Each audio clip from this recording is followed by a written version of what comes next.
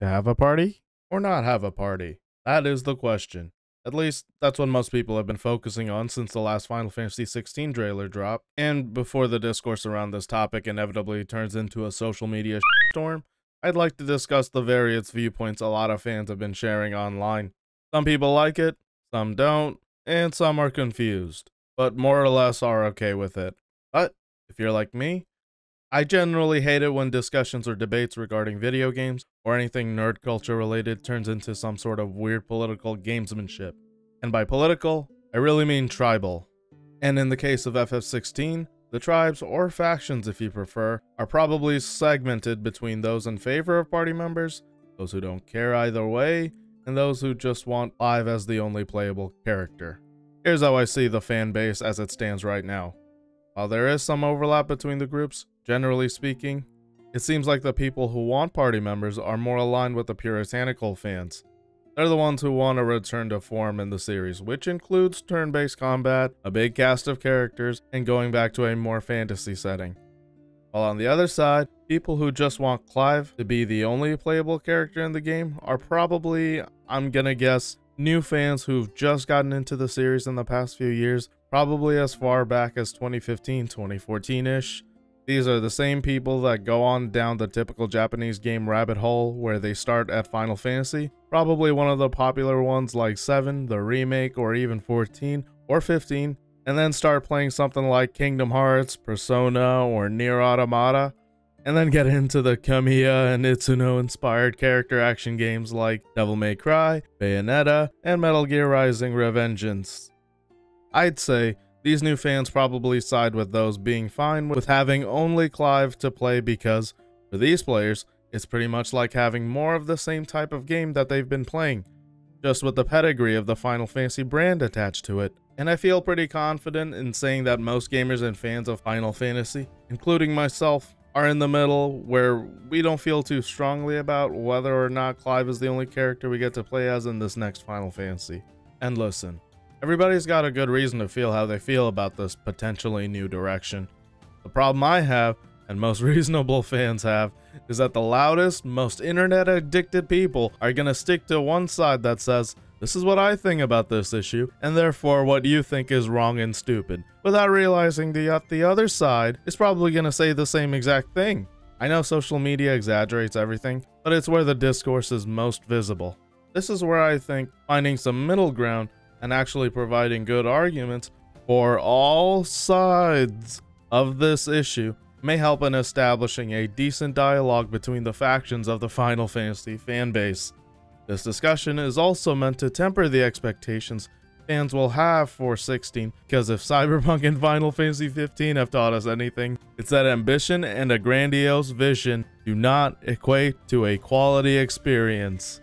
And before I continue, go ahead and like, share, and subscribe if you enjoy this video. Alright, let me preface this by mentioning that if y'all don't know how Final Fantasy fans are like, and I mean this in the broadest, most general way possible, then understand that there will almost never be a consensus on anything regarding this series.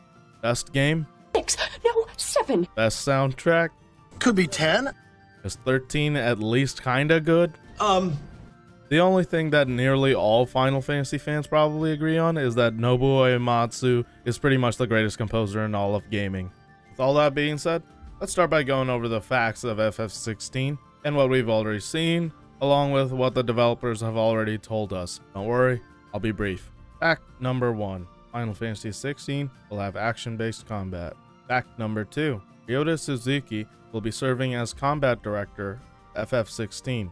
Suzukli previously worked on game design for Capcom games like Dragon's Dogma and the Dark Arisen expansion for it, and most recently, 2019's Devil May Cry 5. Fact number 3, and this is an important one, Final Fantasy XVI will have a mode for players who want to focus on the story. This is coming straight out of the mouth of Naoki Yoshida, the producer of FF16, in a radio interview he gave sometime last year. Fact number 4, Clive Rosfield will be a playable character who can use the power of the icons, i.e. the FF16 summons, to fight. It is unconfirmed whether or not he is a dominant one who can bring forth and or manifest the power of the icons. This is an aside, but it seems kind of obvious from the trailers that Clive is Ifrit's dominant. However, no one from the development team has confirmed that. Fact number 5. There are multiple dominants in Valisthea, the world in which FF16 will take place. Namely, there is Yugo Kupka, the dominant of Titan, who serves in the Dalmekian Republic as an economic advisor. Then there is Benedicta Harmon, the dominant of Garuda, who serves the kingdom of Wallowed as an intelligence officer. Including those two, there's also Joshua Rosfield, Clive's younger brother, who is also confirmed as a dominant. Joshua's icon being Phoenix. Both Clive and Joshua are sons of the Archduke of Rosario. Fact number 6. Devil May Cry 5 allowed you to play as 3, technically 4, different characters throughout various parts of the game. Fact number 7. Final Fantasy VII Remake allowed you to play as 4 different characters throughout the game with a maximum of 3 characters at the same time, while you as the player control 1 at a time in a given battle, allowing you to switch between characters. And finally, fact number 8, every mainline Final Fantasy title has had a party of more than 1 playable character. Okay, now that we have all the relevant facts in order, allow me to make a case for these 2 scenarios. Scenario 1, we will have a party in Final Fantasy XVI, and Scenario 2, we will not have a party in Final Fantasy XVI. Yes, you heard that right, because given what we know about the game already, there's enough evidence for either outcome to be true. Yep, I'm gonna play both sides here. I'm gonna play both sides.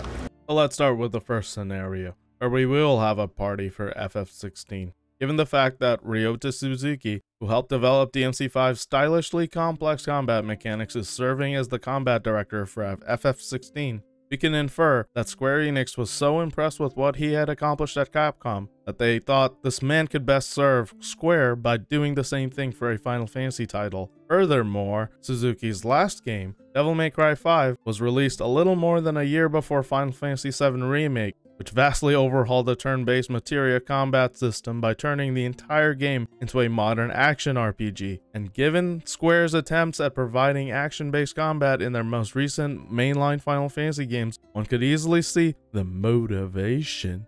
Show me your motivation. For Square to get someone who specialized in designing action combat systems. Finally, what do these 2 games have in common? Multiple, unique, playable characters. However, I don't think Final Fantasy XVI's combat will be as similar to Devil May Cry 5 as it's being shown to be. As a matter of fact, an interesting post from the FF16 subreddit made a discovery I didn't notice before. In it, they showed how FF16's combat UI was more similar to Dragon's Dogma than Devil May Cry. It's a fascinating comparison, so I suggest checking it out when you guys have a chance. I'll link it down in the description below. So when taking into account this new info, I've got to say, the combat for FF16 is looking to be an interesting hybrid system we've yet to see in a mainline Final Fantasy game. Now you might be asking, Robbie, that's cool and all, but what does that have to do with FF16 having a party as you're trying to make an argument for? Well, a whole lot actually. Unlike DMC5, Final Fantasy VII Remake had menu commands, which you could only use after you've stored up enough ATB. This would cause a brief pause in what would otherwise be a section of free-flow combat. From what we saw of gameplay in the Dominance trailer, Clive never paused during combat. He just switched icons, which ended up switching his weaponry and combos. That is implying that there are a variety of moves which can be chained together, which is very different from commands like what we would see in Dragon's Dogma or more relevant hotkeys in Final Fantasy XIV. When putting all this together and then seeing that fight between Clive and Yugo, I think that shows that there is a system in place where you can play as a different character with the same structure and button inputs, but with different combos and spells and special moves, like you have with FF7 Remake, DMC5, and the classes in Dragon's Dogma. And I think the reason we're seeing a whole lot of Clive is simply because he's the main character in the story, just like how Nero was in Devil May Cry 5, and how we saw a lot of him in the trailers leading up to the game's release. Another piece of evidence is the Final Fantasy XVI website, where Enix updated it shortly after dropping the trailer this past Friday. They added some screenshot of the game along with 2 new character entries for Yugo and Benedicta, who are also the first two people we saw in the Dominance trailer, seemingly transforming, or rather, summoning their icons, Garuda and Titan. That's kind of suspicious if you ask me. I'm pretty sure we saw other characters, like this guy and that guy, who we saw from the first trailer as well. Where's their character blurbs? Another guy we saw from both trailers was this old guy that Hugo is not so politely pushing down. How come he doesn't get an entry? Who's this? Who's this probably Emperor of the Crystalline Dominion looking guy? He seems important, right?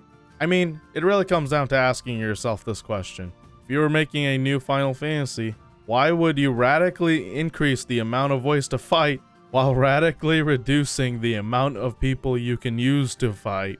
Also, why allow only one guy to use all the summons? Doesn't make any sense to do with a game like this. But it does make sense if you want to honor the Final Fantasy tradition of not being traditional. I guess that's something that goes into a deeper conversation about what makes a Final Fantasy game a Final Fantasy game.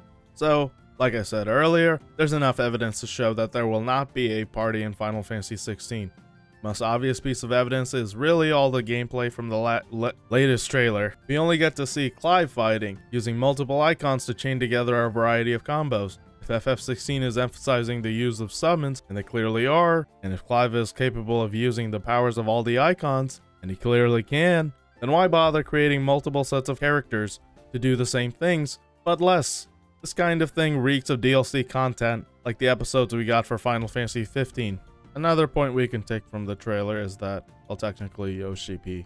Since FF16 is playable from start to finish, and will release allegedly during the summer of next year, why hasn't Square already shown us other potential party members? While it's true that not all party members get the same level of character development like the Lightnings, the Clouds, or the Noctis of the series, but they're at least visible.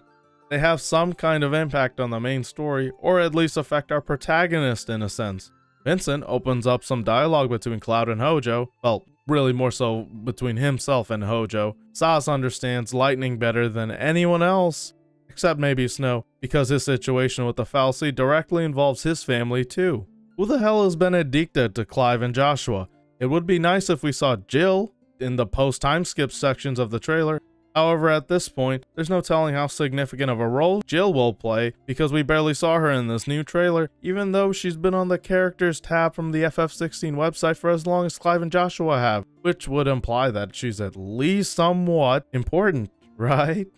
A lot of this trailer shows Clive being basically this uber warrior, ice summoner type of character who's going to change destiny or the legacy of the crystals, as the game puts it, single-handedly. You couldn't market the Chosen One type of story any better than the way these first two trailers already have. Basically, while we've gotten a pretty sick new trailer from Square Enix, there's been no effort on their part, or Creative Business Unit 3's part, on highlighting any other characters. By the way, the game's mostly done. 16 definitely seems like a dark Final Fantasy, but it doesn't seem like a mysterious one. If there were gonna be party members to join Clive's journey across Valisthea, we would have seen it by now. And this slow media burn from the developers just seems like it's a topic they don't want to address. And that's my defense of both sides. Let me know in the comments down below if you think I did better than Amber Heard's lawyers. This is because I'm playing both sides so that I always come out on top. Also, let me know in the comments down below what you guys will think will happen with the party member situation. And once again, like, share, and subscribe if you've enjoyed this video. Maybe Yoshi P and the gang will surprise us at the last minute? Maybe.